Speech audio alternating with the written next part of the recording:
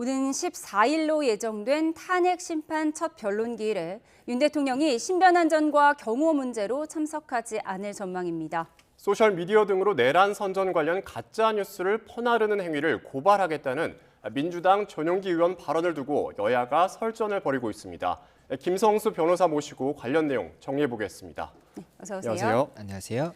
네, 14일 첫 변론기일이면 사실상 재판이 시작되는 시점인데 대통령이 참석하지 않겠다고 밝혔어요. 어떤 의미로 봐야 하죠?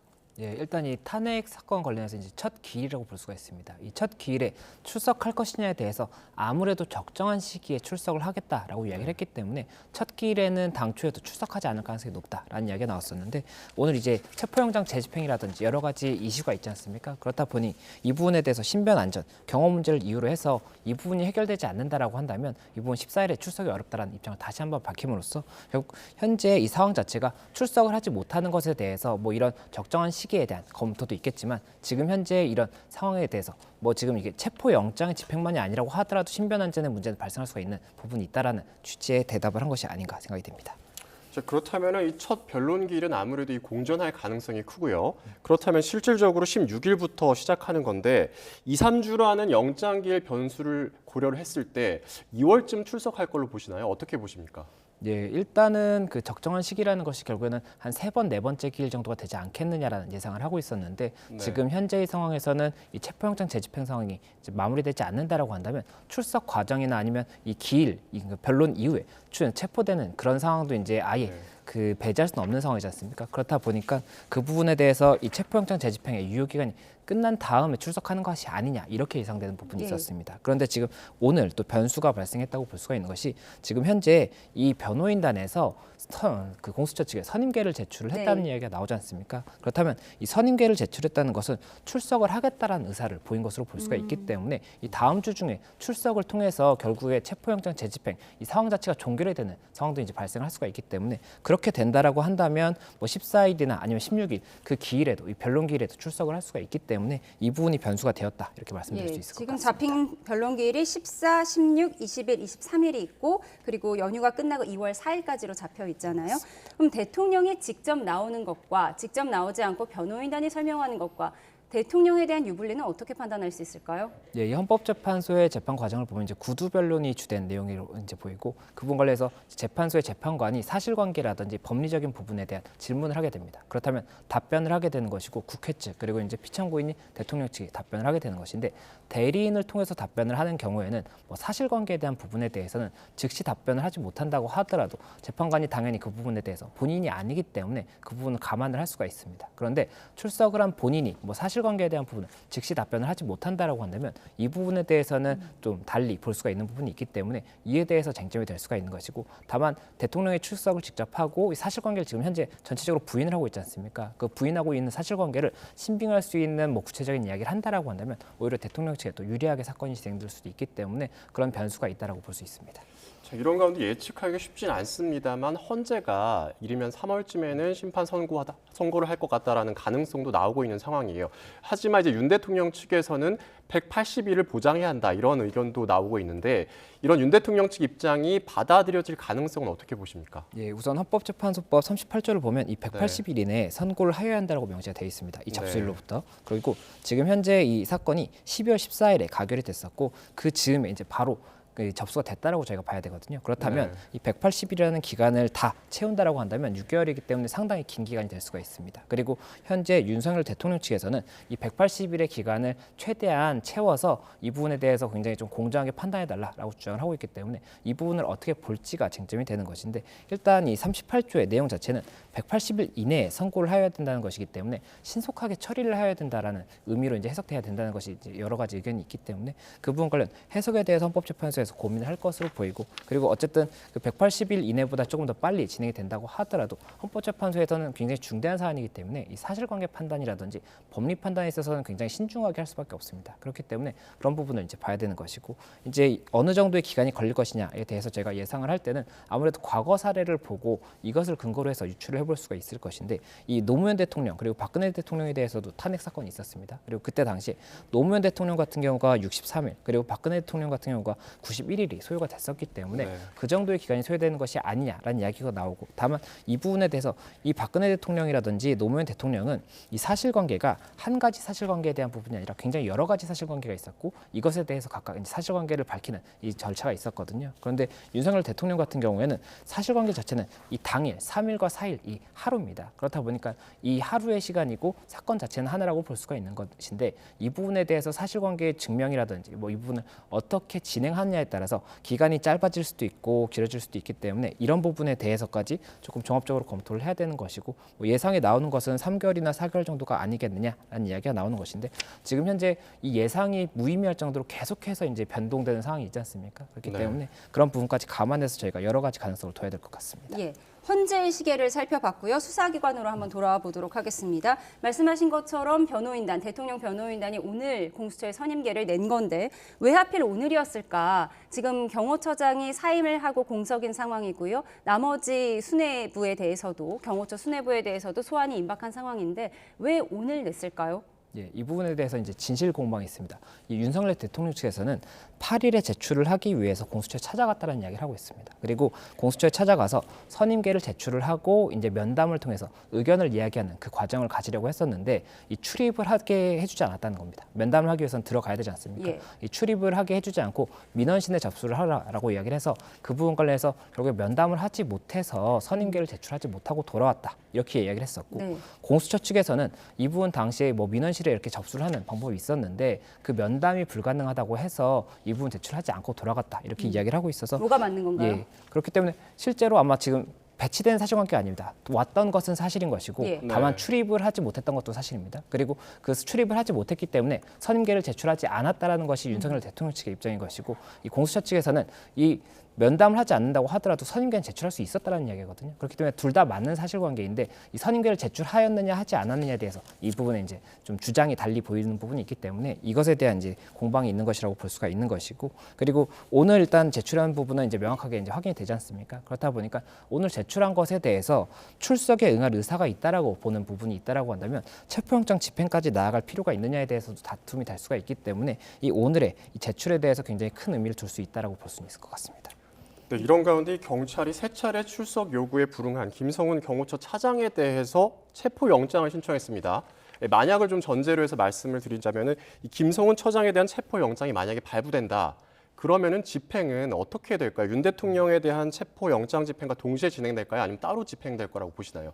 영장 집행 시기에 대해서 한번 좀 말씀해 주시죠. 예, 아마 김성훈 차장에 대해서 이제 체포영장이 발부가 된다라고 한다면 네. 그 부분에 대해서 현실적인 부분을 고려를 해야 될 겁니다. 지금 만약 윤석열 대통령과 같이 있다라고 한다면 이게 네. 나와 있는 상태라고 한다면 먼저 집행을 하고 체포를 할 수가 있겠죠. 근데 그렇지 않다라고 한다면 결국 관저 내에 있다고 하면 결국 안에 들어가야 되는 부분이 생깁니다. 네. 그러면 결국엔 같은 날 집행을 할 가능성이 높다라고 생각이 되는 부분이고, 그리고 체포영장 집행에 있어서 대통령의 경우에는 지금 경호처에서는 대통령 경호법상에 이 경호를 위해서 이 부분 체포를 할 수 없다라는 부분을 이제 주장을 하고 있는 것이 예. 있는데, 이 차장에 대해서는 대통령 경호법에 의해서 경호의 대상이 되지는 않거든요. 그렇죠. 그렇다 보니까 아무래도 차장에 대해서 먼저 집행을 하고, 그리고 차장이 현재 지금 실질적인 지휘권자라고 볼 수가 있기 때문에 이 지휘권자가 체포가 됨으로써 이 공백이 생기게 되면 이 경호처의 기류 자체도 뭐 이렇게 강경하게 저지하겠다 이런 부분이 있다고 하더라도 변경될 가능성이 있다는 이야기가 나오고 있기 때문에 아마 당일에 집행하려고 할 가능성이 높지 않을까 생각이 되고, 다만 지금 현재 이게 발부를 전제로 하는 것이기 때문에 네. 발부가 될 수 있는지도 봐야 되는 것이고, 또 예.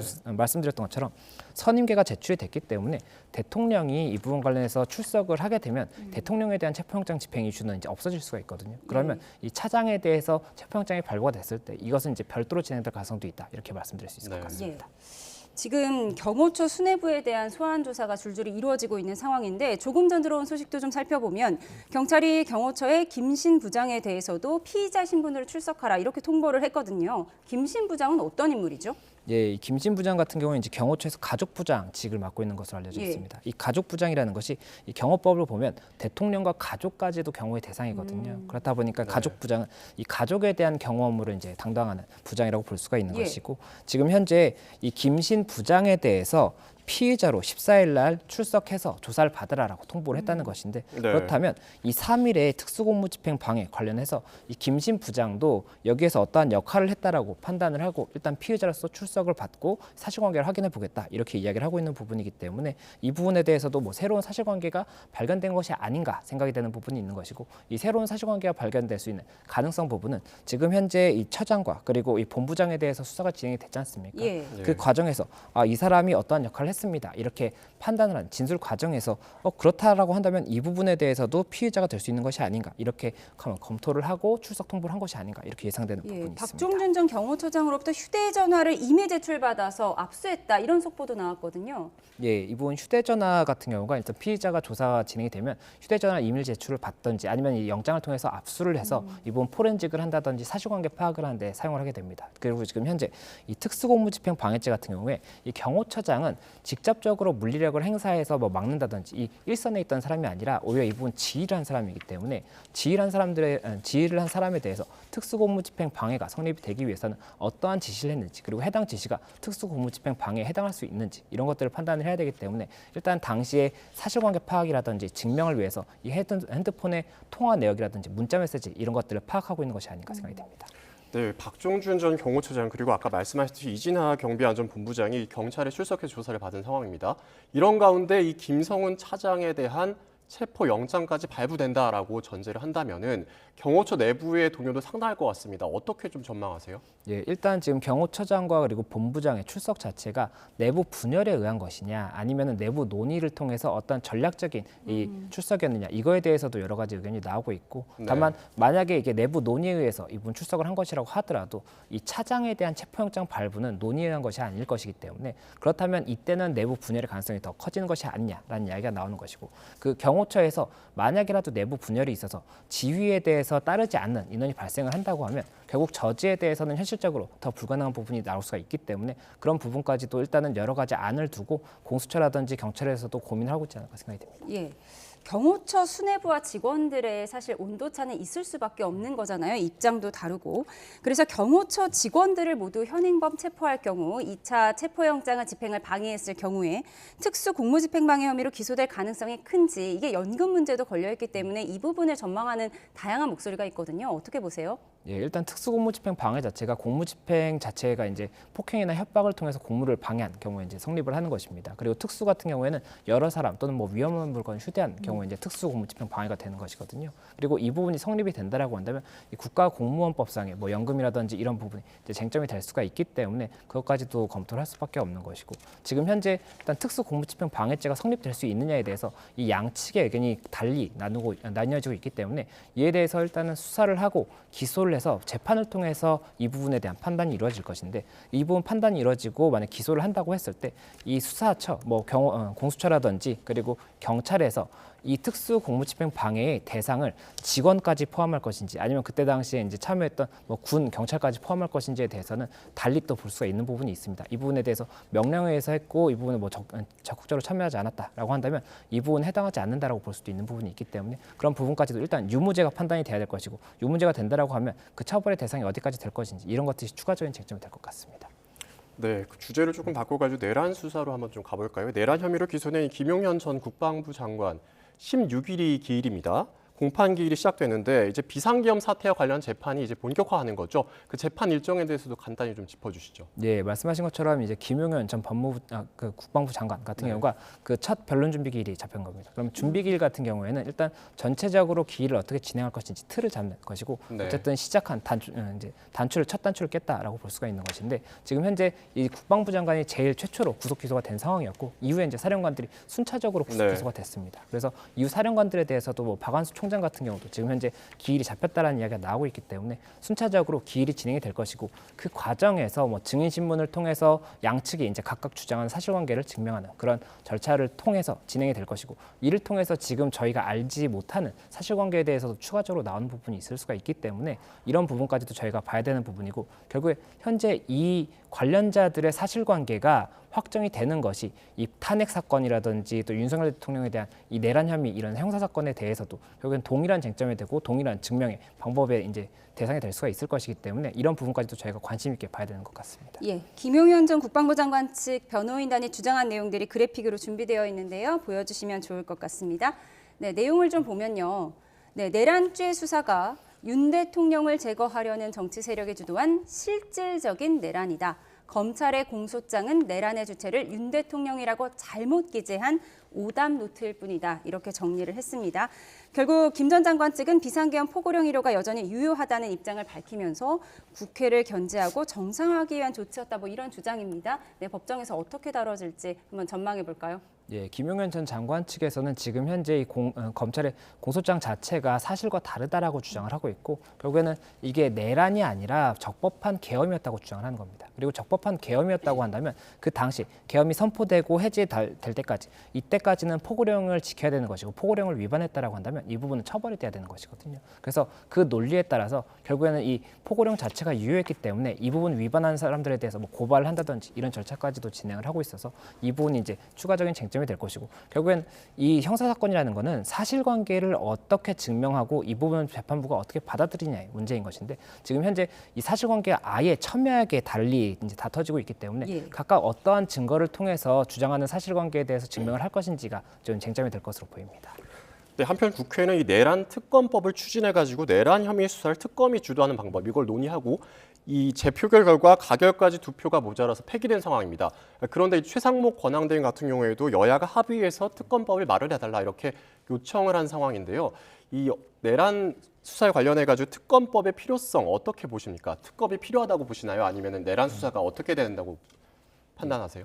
특검이라는 것이 이 네. 기존의 뭐 수사기관이 이게 뭐 수사를 하는 것이 적정하지 않은 경우가 있을 수가 있지 않습니까? 그런 네. 경우 뭐 공정성 논란이 생길 수가 있다든지 그런 경우에 이제 특검을 통해서 이 사건에 대해서 수사를 하고 이 부분에 대한 기소 여부를 결정하자 이렇게 하는 것인데 네. 지금 같은 경우에 특검을 통해서 진행을 하게 된다라면 지금 뭐 경찰과 공수처 그리고 검찰에서 각각 사건을 진행하고 있는 이런 부분들에 대해서 정리를 할 수는 있을 겁니다. 교통 정리에 대한 문제가 이제 쟁점이 되는 부분이 있었기 때문에 네. 이 부분에 대한 정리는 할 수가 있겠지만 다만 특검이 이제 만약에 특검법이 통과가 된다라고 한다면 특검 자체가 이제 구성하는 데 시간이 상당히 걸릴 수가 있을 것이고 그 구성한 이후에 이 수사를 진행을 했을 때 또 결국에 관계 지금 뭐 수사기관에서 이 진행한 부분을 다시 받고 정리하는 시간이 또 소요가 될 수가 있어서 결국에는 사건 자체가 형사 사건의 진행 자체는 더 소요가 되는 것이 아니냐라는 이야기가 있어서 그런 부분 관련해서는 특검법을 통과해서 하는 것이 맞는지에 대해서 고민을 할 수밖에 없는 것이고 다만 지금 현재 수사의 범위보다 더 넓게 수사를 하자고 뭐 이렇게 지금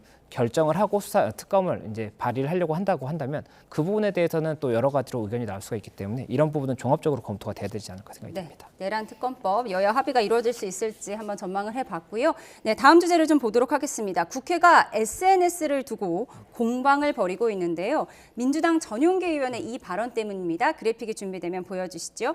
카카오톡을 통해서 내란 선전과 관련된 가짜 뉴스를 퍼나른다는 것은 일반인이라고 할지라도 충분히 내란 선전으로 처벌받을 수 있다. 이 얘기를 한 겁니다. 그런데 일반인이 뉴스링크를 보내는 걸 내란 선전죄로 처벌한다. 이게 가능한 일인가요?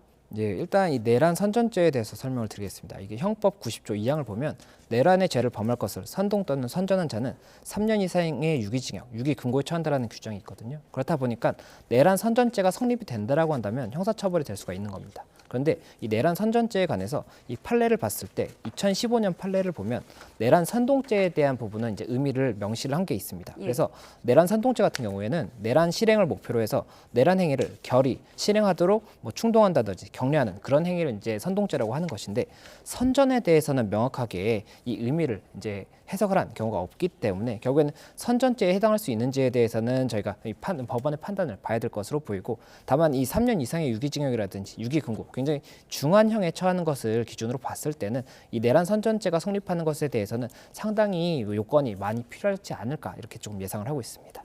네, 반대로 이 여당에서는 이 강요와 협박죄에 해당한다면서 이 전용기 의원을 형사 고발하겠다라는 입장입니다.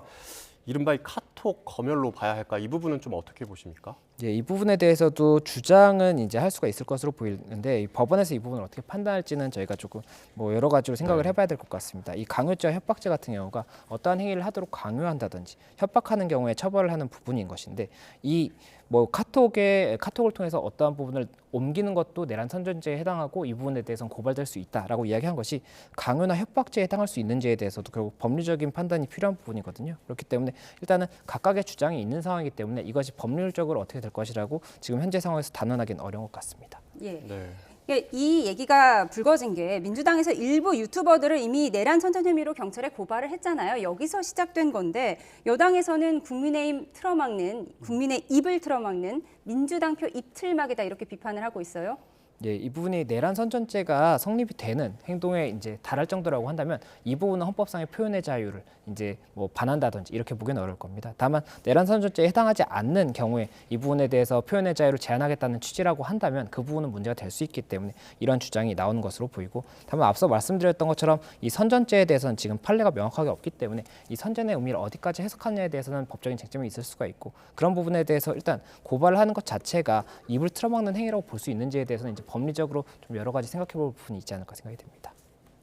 네, 윤 대통령이 직무정지가 됐지만 올해 연봉으로요 약 2억 6천만 원 정도를 받게 됐습니다. 한 3% 정도 인상된 수치라고 이렇게 보이는데 이 보수 지급 제한을 하려면 별도의 법적인 근거가 있어야 하는데 그 부분이 좀 없다라고 나오고 있어요. 그런 제한 근거가 없다고 보십니까? 어떻게 제한 근거에 대해서는 어떻게 보시나요? 예, 이 대통령의 보수에 대해서는 국가공무원법 그리고 공무원 보수 규정에 의해서 이제 판단이 된다고 볼 수가 있습니다. 그리고 네. 공무원 보수 규정을 보면 이 부분에 대해서 뭐 보수를 감하는 부분에 대한 사유가 있습니다. 그래서 뭐 직무가 정지된다든지 아니면은 뭐 결근 기간이 직무정지 죄송합니다. 예, 징계 처분이 있다든지 결근 기간이 있다든지 아니면 휴식 시간이 있다든지 뭐 이런 부분에 대해서는 감액을 할 수 있는 규정이 명시가 되어 있는데 네. 이 지금 탄핵 소추 의결로 인해서 직무가 정지됐을 때는 그렇다면 감할 수 있느냐에 대해서 명확하지가 않거든요. 그렇다 네. 보니까 이 직무 정지된 상태에서 보수가 지급되는 것이 문제가 될 수가 있다라고 해서 개정안이 지금 발의가 된 상태이기 때문에 이 부분 발의가 통과가 되는지 여부를 저희가 좀 지켜봐야 될 것으로 보입니다.